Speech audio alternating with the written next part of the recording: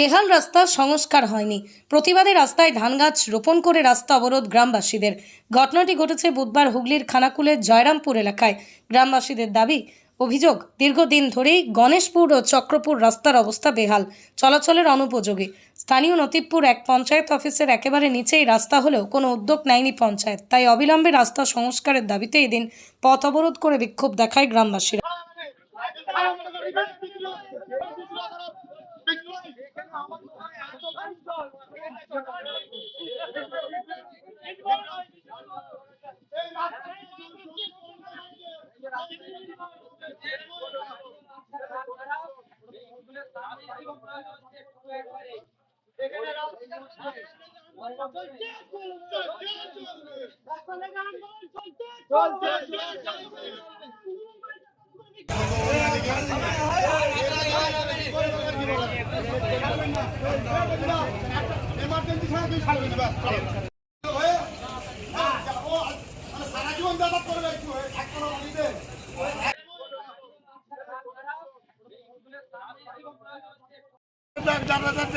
প্রধান সপ্তাহে একদিন আছে, উপপ্রধান তার ছেলের চাকরি, তার মুদিখানা, সে সব নিয়ে ব্যস্ত।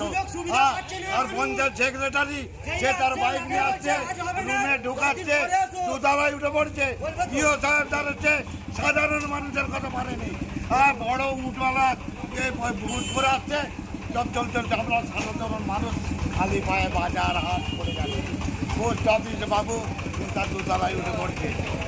আমাদের এই যে রাস্তা, আমাদের গ্রামের রাস্তা বা আমাদের রোডের রাস্তা, চক্করপুর থেকে গণেশপুর যে আমাদের নির্মাণের রাস্তা, সেই রাস্তার জন্য বারবার অ্যাপ্লিকেশন জমা করা হয়েছে, কোনো অস্তিত্ব নেই।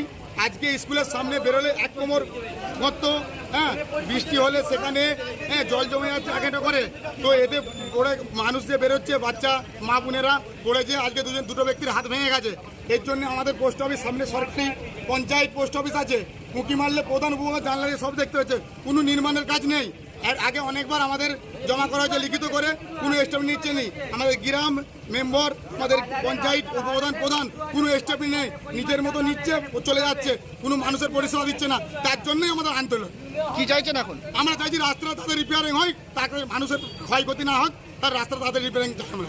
রাস্তাটা পর্যবেক্ষণ করে দেখলাম অবস্থা খুবই খারাপ আছে। এটা অ্যাকচুয়ালি এখানে পিএইচির কাজ হয়েছে, পিএইচি রেস্ট্রিক্ট। রাস্তাটা অ্যাকচুয়ালি জেলা পরিষদ, তো জেলা পরিষদের সাথে আমাকে কথা বলতে হবে। ডিস্ট্রিক্ট অথরিটিকে আমি জানাচ্ছি বিষয়টা, আশা করি খুব শীঘ্রই ব্যবস্থা নেবে। ম্যাম, শুধুমাত্র এই রাস্তাটা নয়, এই পাশে যে পঞ্চায়েত সংলগ্ন আরও যে রাস্তাগুলো আছে, সেই রাস্তাগুলোর জন্যও কিন্তু একসঙ্গে আন্দোলন নেমেছে। পঞ্চায়েত সংলগ্ন রাস্তাগুলো আমরা যথাযথভাবে পঞ্চায়েতের সাথে কথা বলবো। প্রায় 1 ঘন্টা ধরে 1 ঘন্টার উপর বিক্ষোভ হচ্ছে পঞ্চায়েতের অফিসের নিচে, কিন্তু কাউকে পাওয়া যায়নি, অভিযোগ করছে এলাকার লোক। পঞ্চায়েতে আমি জানি না পঞ্চায়েতের থেকে কেন আসেনি, তবে স্টাফেরা আমার আছে পঞ্চায়েতে, ওনারা এসেছেন, ওনারা এসেছেন।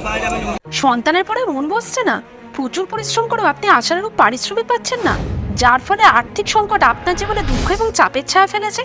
দেনার ভারে জর্জরিত স্বামী স্ত্রীর মধ্যে প্রতিনিয়ত ভুল বোঝাবুঝি বেড়েই চলেছে। নতুন বাড়ি কিনেছেন, কিন্তু সেই স্বপ্নের বাড়িটা যেন আরও দুর্ভোগ নিয়ে এসেছে আপনার জীবনে। আপনি ভাবছেন সস্তায় পাওয়া বাড়িটা নেওয়াটাই কি সঠিক সিদ্ধান্ত ছিল? এমনই সব দ্বিধাদ্বন্দ্ব এবং জীবনের কঠিন মুহূর্তে আপনাকে সঠিক পথে পরিচালিত করবেন আন্তর্জাতিক খ্যাতিসম্পন্ন স্বর্ণপদক ও স্বর্ণ মুকুটপ্রাপ্ত ডক্টর অজয় শাস্ত্রী। তিনি শুধু আপনাকে পথই দেখাবেন না, আপনার জীবনে সত্যিকারের সুখ, শান্তি, ঐশ্বর্য, অর্থ যেন সঠিক সময় আপনার কাছে পৌঁছে দেয়, সেই দায়িত্বও নেবেন। তাঁর অভিজ্ঞতা এবং জ্ঞানের আলোতে আপনার জীবন হয়ে উঠতে পারে নিরুদ্বেগ ও সমৃদ্ধির পথে ধাবমান। তাই আর দেরি নয়, স্ক্রিনে দেওয়া নাম্বারে এখনই ফোন করে ডক্টর অজয় শাস্ত্রীর সাথে যোগাযোগ করুন। কে জানেন, হয়তো একটি মাত্র ফোনই আপনার জীবনকে বদলে দিতে পারে।